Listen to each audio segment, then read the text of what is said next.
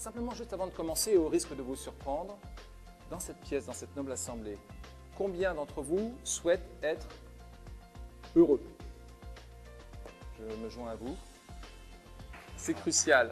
Tous les réseaux redoutablement efficaces que je connais rassemblent des personnes qui ont plaisir, besoin à travailler ensemble, à construire ensemble. Et puis en réfléchissant, dites-moi si vous êtes d'accord avec cela, mais il y a 3 manières d'être heureux, de manière consumériste. On est sur les cocotiers, autour d'une table avec un bon repas. Deuxième manière d'être heureux, le fait de construire, de réaliser sa vie, de s'engager dans un métier que l'on aime. Puis troisième manière d'être heureux, c'est d'avoir la chance de se réjouir du succès de ceux qu'on apprécie, de ceux qu'on aime. Et je vous propose bien sûr de concentrer notre réflexion sur le fait que pour avoir un réseau actif, nous avons tout intérêt à être heureux, de réaliser notre projet de vie, on y reviendra, et également de se réjouir et d'aider les autres à réussir. Qu'est-ce qu'un réseau? Je me rappelle d'un jeune garçon à qui je donnais quelques suggestions pour trouver un emploi, me disait « Ah, j'aime pas les réseaux, j'aime pas le piston, je n'aime pas les mafias, les paniers de crabes. » Oui, c'est vrai. Qu'est-ce qu'une mafia? Qu'est-ce que c'est que le piston? C'est se voir confier un poste qu'on n'a pas mérité et pour lequel, pire, on n'a pas les compétences. Bon, tout cela, ça se fait par réseau. Est-ce que ça veut dire qu'il faut rejeter les réseaux? Bien sûr que non. En vérité, je vous propose ceci, c'est une notion neutre et comme le rappelait très justement Yannick, la valeur d'un réseau dépend de ses acteurs. Également, un point essentiel, quand on regarde la vie en général, pour qu'il y ait de la vie, il faut qu'il y ait des réseaux.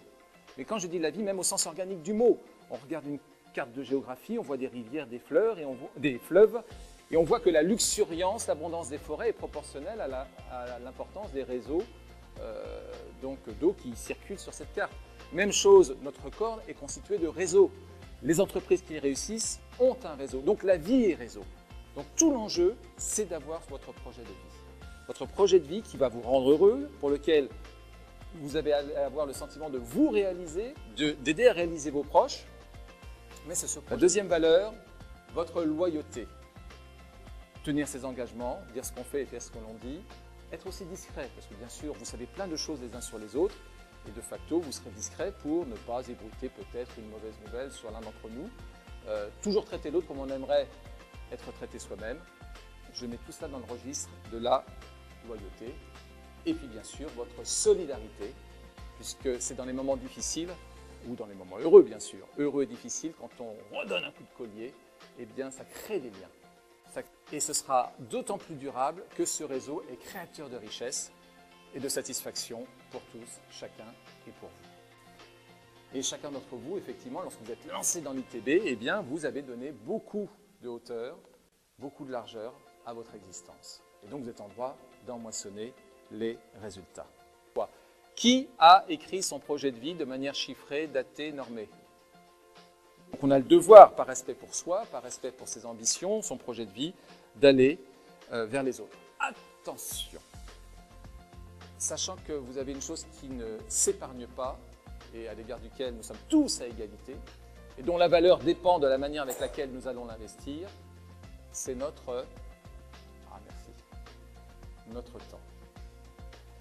Ce qui veut dire que quand on veut faire fructifier un réseau, il faut choisir nos relations. Je vous propose de garder en tête que physiquement, nous pouvons gérer à peu près 100 à 150 relations. Vous avez vos relations au niveau horizontal, votre famille, vos amis, vos homologues. Ils sont importants, ils sont essentiels. Vous êtes heureux avec eux, vous les aimez, ils vous aiment. Je vous en prie, pas d'élitisme. Pas d'élitisme. Relation diagonale, c'est par exemple dans le cadre d'une association, d'un club, où vous avez des mêmes centres d'intérêt, vous avez une histoire commune au travers de l'ITB, vous avez des centres d'intérêt communs au travers du secteur bancaire. Je dirais, ce sont des relations. Et puis, les relations verticales, c'est avoir la discipline. Alors, chaque mois, chaque trimestre, de se promettre de rencontrer, de contacter par téléphone ou de visu des experts qui sont en cohérence, en congruence avec votre projet de vie. Ils vous balancent une phrase qui vous sera utile toute votre vie. ils sont d'une maturité, ils sont, je dirais, d'un regard, d'une sagacité qu'on n'a pas encore réussi à acquérir, et ils sont très, très enrichissants. Voilà. 10 experts, il est fort probable que sur les 10 experts, vous allez taper dans l'œil de l'un ou d'eux. Dit, on reste en contact. Tenez-moi informé de vos évolutions, c'est important. Et puis, on reste en contact, et puis dans 6 mois, 1 an et demi, le fameux expert. Au fait, merci pour vos bons vœux de cette année, félicitations pour votre master. En fait, j'aurais besoin de quelqu'un comme vous. Voilà. Donc, il y a cette diététique de la rencontre qu'il faut savoir gérer, mais de manière active. Je vous propose de partager avec vous les 4 étapes que vous allez pouvoir réaliser. L'enjeu va être comment vous allez être perçu. Le plus important, ce n'est pas ce que vous êtes. Le plus important, c'est comment vous êtes perçu et comment vous prouvez ce que vous êtes et qui va alimenter la perception que vous donnez de vous. Donc, comment allez-vous être perçu pour donner envie et qu'on aille vers vous et qu'on construise quelque chose. 4 étapes. La première étape, être accrédité. Bien sûr, à terme, l'objectif, ce n'est pas de rester dans l'association. Le but à terme, c'est être consacré. Et quand vous intégrez des instances dirigeantes, vous l'avez compris, vous êtes reconnu comme quelqu'un qui compte ou dont on doit tenir compte. Et quand vous commencez à être visible même socialement, en dehors peut-être du secteur bancaire. C'est ça qui est intéressant. Je suis secrétaire général, je suis trésorier de l'AITB Pays de Loire, ben ça pose, ça accrédite et surtout ça consacre. Sachant que dans un délai de 5 ans, 10 ans, grâce à votre travail, grâce à votre abnégation, grâce à tout ce que vous allez apporter par votre travail, vos pairs vont dire « tu mérites d'être couronné, de devenir président ou responsable de l'association ». Vous allez pouvoir faire de belles choses pour vous et pour tous ceux que vous aimez. Il disait « La vie vous prend tout lorsque vous ne lui donnez rien. Elle vous rend au centuple lorsque vous l'embrassez avec passion. » Si vous donnez à votre réseau vous le rendra. Au moins dans 60 à 80% des cas. C'est formidable, c'est formidable. Puis la deuxième chose, je pense au maréchal Lyotet, qui avait eu un entretien avec un de ses jeunes capitaines et qui débriefe l'entretien avec son colonel.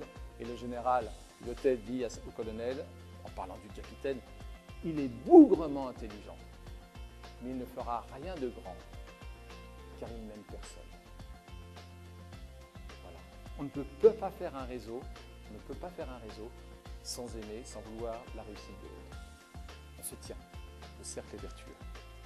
Alors, un message, les 3 valeurs de votre réseau, loyauté, solidarité, générosité.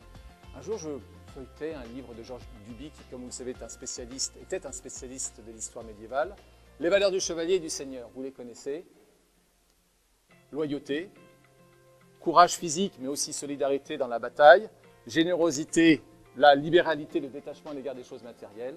Je trouve qu'il y a un énorme parallèle entre ces valeurs. Et je dois vous dire, j'ai eu énormément de chance dans ma vie. Et alors, comme on dit, j'aimerais que vous m'offriez le privilège de les citer. Ces gens qui m'ont énormément apporté, je pense à Dan Deville, Prisca Maltasi, Éric Normand, Laurent Gaillet, Philippe Gabillet, Maria Tazi, Véronique Chauffet-Rivard. Ce sont des gens qui étaient très enrichissants et quand je pense à eux, je pense également à Jean Prieur et je demande pardon à tous ceux que je n'ai pas cités, qui m'ont tellement apporté. Quand je pense à eux, je me dis, ce sont des seigneurs. Franchement, ce sont des seigneurs. Je dirais qu'un beau et grand réseau réclame-t-il une âme de chevalier de seigneur? C'est une certitude. Avec une âme de chevalier de seigneur, je suis convaincu qu'à 80% et même à 100%, nous avons le réseau que nous méritons. Vous-même, vous êtes ici pour votre réseau, vous avez 1000 fois raison, ce qui veut dire que vous avez déjà une âme de chevalier, vous l'avez prouvé en conquérant l'ITB, je suis sûr que vous avez une âme de seigneur. Je vous remercie.